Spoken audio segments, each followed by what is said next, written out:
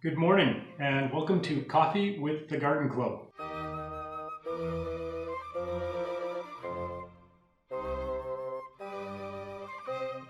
I'm Carl.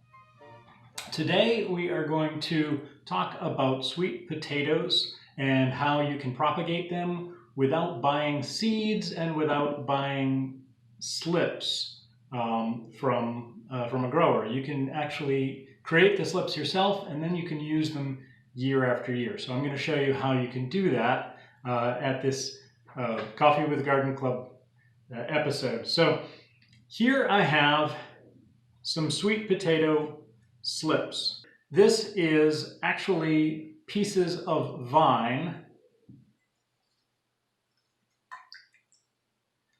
And as you can see here, they're growing roots in water. Now there's a couple of ways you can get these.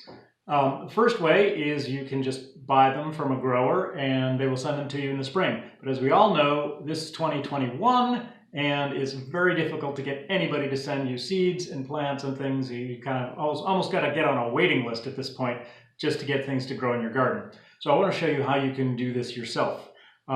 So one way is if you had sweet potato plants in year one, at the end of the year, you take clippings off the vines, you propagate them inside over the winter, and then in the spring, you can plant them into pots, grow them out, and then put them in your garden. So that is one way of doing it. Another way is by getting a sweet potato from the supermarket. You would want an organic sweet potato, and you probably want it from a natural food store.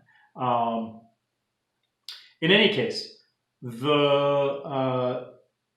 what you do with that is you take your sweet potatoes and you, at least this is how I do it, I put toothpicks into the side of the sweet potato and then I set it in a glass. The tricky part is figuring which way is up, and I still don't know any rule of thumb for telling which way is up on a sweet potato except to try it. Some people actually will lay them down sideways, and that way they can tell which end the slips are growing out of and which end the roots are growing out of. So that's possible. You can lay them down sideways in water to get them started like that.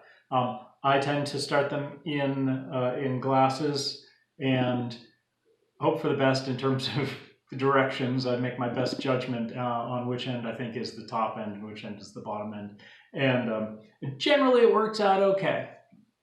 Now, one of the interesting things about sweet potatoes in growing them is that you can actually grow them from seed. So if you have sweet potato plants one year and they flower, they don't always flower, but if you have some that flower, it's not a bad idea to collect the seeds because it's kind of unusual to have sweet potato seeds. Many don't flower.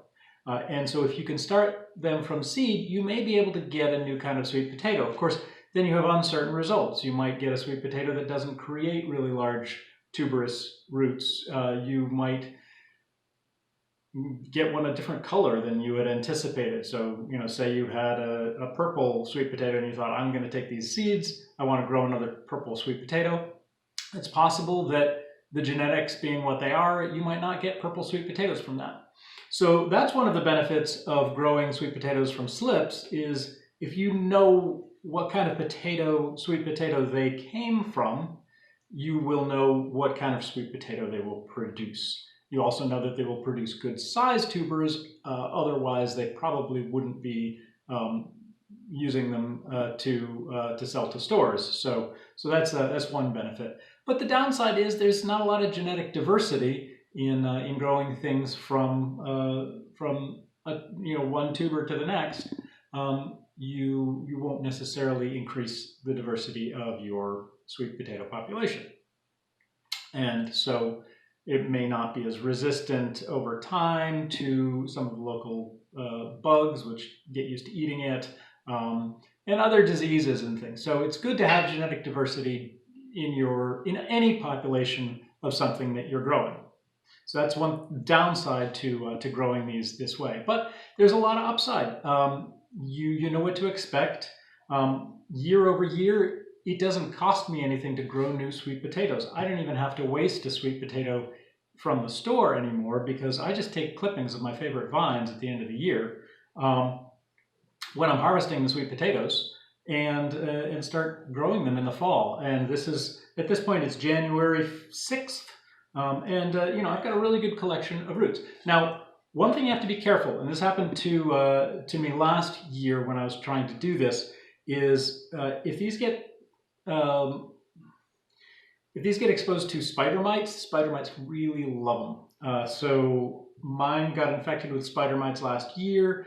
I proceeded to take them all and douse them in sort of a kitchen dish soap and water solution. I clipped off a lot of leaves, and some of my starts didn't make it.